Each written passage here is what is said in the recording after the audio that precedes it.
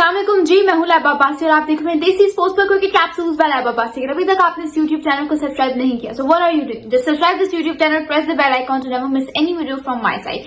Let's start off with today's video.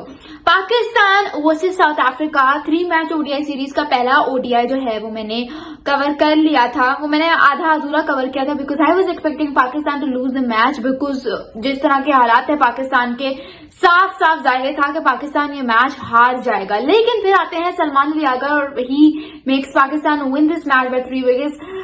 The vice captain was on duty yesterday and what a show of brilliance by him with the ball, with the bat, in the field.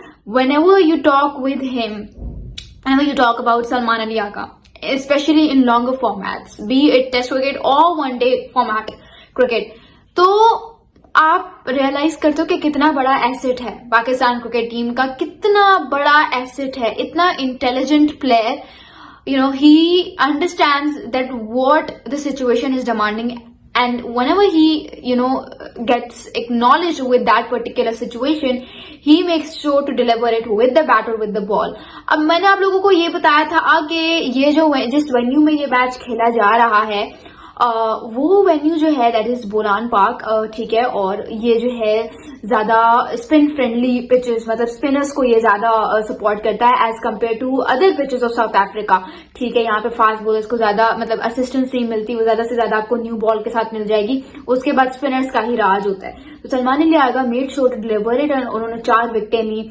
और फिर आप बात करते हो अबरार अहमद की, उन्होंने बड़ी जबरदस्त बॉलिंग की, ठीक है। सलमान अली आगा ने जो उसके अलावा इनिंग्स खेली, एक तो अंडर प्रेशर इनिंग्स थी, फिर साइम अयूब ने जिस तरह से उस चीज को, मतलब साइम अयूब ने स्टार्ट अच्छा लिया और उसको कैरी ऑन सलमान अली आगा ने किया। Saim Ayub what a stylish player, I have to say. मतलब लोग, I still remember that time कि जब लोग उसको नो लुक शॉट के लिए बहुत ज्यादा क्रिटिसाइज करते थे और कोई कह रहा था साइम अयूब को निकालो, ये करो वो करो। लेकिन फिर I still now actually I feel कि यार इसको शुक्र है बाबर आजम ने उसको सही टाइम पे बैक कर लिया, क्योंकि अगर बाबर आजम इसको सही टाइम पे बैक ना करता तो बहुत बुरा हो जाता। हम एक बहुत जबरदस्त एसेट से अपने हाथ जो है वो साफ कर देते। उसकी वजह यह है कि पाकिस्तान में कल्चर यही है ना कि ज्यादा एक प्लेयर को देखना नहीं है। 2-3 मैचेस में फेल हुआ, बस 2-3 मैचेस की फेलियर की देरी होती है, मार होती है और फिर प्लेयर घायल, आपको पता भी नहीं चलता। So I feel like we are preparing ourselves very well for the Champions Trophy 2025। Obviously one day format पे होगी इंशाल्लाह, और उसमें हमारे पास सलमान अली आगा, साइम अयूब जैसे एसेट्स ऑलरेडी हमारे पास हैं, इंक्लूडिंग फखर जमान एज़ वेल, ठीक है। तो पाकिस्तान ने बड़ा जबरदस्त मैच खेला। फिर एंड से जाकर मैं कहती हूँ नसीम शाह जो है ना वो बड़े मैचेस का खिलाड़ी है, मतलब इतना उसने बॉल के साथ पाकिस्तान के लिए डिलीवर नहीं किया होगा जितना उसने बैट के साथ कर लिया।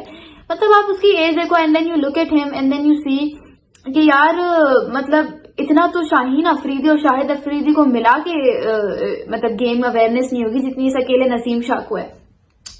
जहां पे स्लॉगिंग की जरूरत होती है स्लॉगिंग करता है, जहां पे हिटिंग की जरूरत है वहां हिटिंग करता है, जहां पे जरूरत होती है यू नो स्ट्राइक रोटेशन की वहां पे स्ट्राइक रोटेशन करता है। So he is well aware with every part of the game and I feel like इससे ज्यादा बड़ी चीज कोई हो ही नहीं सकती कि आपको पता हो कि आप जो कर रहे हो वो कर क्या रहे हो, व्हाट इज योर जॉब, ठीक है। तो जाहिर सी बात अब ये भी है और रिजवान ने भी ये बोला कि इंशाल्लाह in the next match will try कि हम नसीम, मतलब उन्होंने बोला नहीं, ये मैं अपनी तरफ से बोल रही हूँ कि होना ये चाहिए कि शाहीन शाह अफरीदी को नसीम शाह के बाद भेजो। मेरा ख्याल से ये होना चाहिए। आप लोगों को क्या लगता है मुझे कमेंट्स में जरूर बताइएगा। और इससे बड़ी बात यह है कि सलमान अली आगा ने अपना प्लेयर ऑफ द मैच का अवार्ड जो है वो साइम अयूब को दिया। मुझे लगता है बहुत अच्छा किया उन्होंने। यंगस्टर का एक कॉन्फिडेंस बिल्डअप होता है इस तरह से।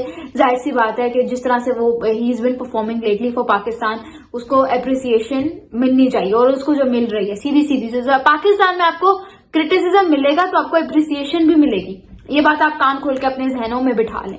उसके अलावा इंडिया वर्सेस को दिया, मुझे लगता है बहुत अच्छा किया उन्होंने। यंगस्टर का एक कॉन्फिडेंस बिल्डअप होता है इस तरह से। जाहिर सी बात है कि जिस तरह से वो he is been performing lately for Pakistan, उसको अप्रिसिएशन मिलनी चाहिए और उसको जो मिल रही है सीधी सीधी से। पाकिस्तान में आपको क्रिटिसिज्म मिलेगा तो आपको अप्रिसिएशन भी मिलेगी, ये बात आप कान खोल के अपने जहनों में बिठा लें। उसके अलावा इंडिया वर्सेस ऑस्ट्रेलिया, जहां पे हम सबको लगा था कि ऑस्ट्रेलिया ये मैच बड़े आराम से जीत जाएगा, इंडिया तो किसी खाते में नहीं आ रहा बल्कि उनको हिस्टोरिकल डिफीट होगी, वहीं पे इंडिया ने दिखाया कि भाई इंडिया के पास बुमराह है, इंडिया के पास आकाशदीप है, इंडिया के पास केएल राहुल है। अब मैंने आकाशदीप का नाम क्यों लिया, मैंने केएल राहुल का नाम क्यों लिया, क्योंकि अगर आप केएल राहुल की बैटिंग को थोड़ा सा गौर से देखो ना, after Virat Kohli I feel like he is the most statistical and analytical and technical player, जिसको पता है कि सिचुएशन क्या डिमांड कर रही है। वो बहुत अंडररेटेड खिलाड़ी है। KL Rahul is a very underrated player, तो मुझे लगता है जितनी उसकी तारीफ की जाए वो कम है। आकाशदीप ने आपको एंड में आके जिस तरह से रेस्क्यू किया, और बुमराह तो फिर है ही आपका हर मैच का रेस्क्यूअर। बुमराह हर मैच में एम्बुलेंस बना हुआ होता है इंडिया के लिए, तो उसने आज भी आपको बचा लिया और ये मैच ड्रॉ में हो गया।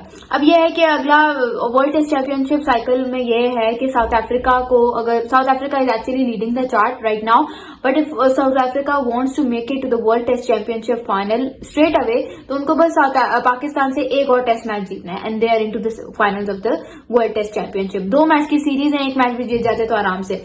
इंडिया और ऑस्ट्रेलिया में टक्कर का मुकाबला होगा। अगर ऑस्ट्रेलिया अपनी तरफ से 2-4-1 जीत जाता है और इंडिया अपनी तरफ से 2-4-1 जीत जाता है, तो फिर जो है वो सिचुएशन इन दोनों टीम्स के लिए बन सकते हैं। इस पर मैं प्रॉपर आप लोगों के लिए वीडियो बनाऊंगी, मुझे कमेंट्स में जरूर बता दीजिएगा कि आर यू गाइस इंटरेस्टेड और नॉट, ठीक है। उसके अलावा एक और चीज है कि अब पाकिस्तान से साउथ अफ्रीका का जो सेकेंड ओडीआई है वो कहाँ पे खेला जाएगा, वो केप टाउन में खेला जाएगा। ये भी एक हाई स्कोरिंग वेन्यू नहीं है, पिछले 2 साल से इस पर कोई प्रॉपर इंटरनेशनल ओडीआई मैच नहीं हुआ, लेकिन ये भी हाई स्कोरिंग मैच नहीं है। इस पर भी सेम बुलान पाक वाली कंडीशंस हैं, मतलब न्यू फास्ट बॉलर्स के लिए असिस्टेंट्स होगी, लेकिन उतनी नहीं जितनी स्पिनर्स के लिए होगी। तो ऑब्वियसली फिर से Pakistan will go on to try part timers, क्योंकि हर इंटरनेशनल टीम यहाँ पे अपने पार्ट टाइमर्स ही ट्राई आउट करती है। स्पिनर्स की बात कर रही हूँ, तो पाकिस्तान में भी अपने पार्ट टाइमर्स ही ट्राई करेगा इन फॉर्म ऑफ सलमान वियागा एंड साइम अय्यूब। तो देखते हैं कि क्या डिलीवर कर पाते हैं कल, वो किन फिगर्स के साथ आते हैं। If you guys are interested मुझे कमेंट्स में जरूर बताइएगा। Thank you so much, this is Laiba Basi signing of.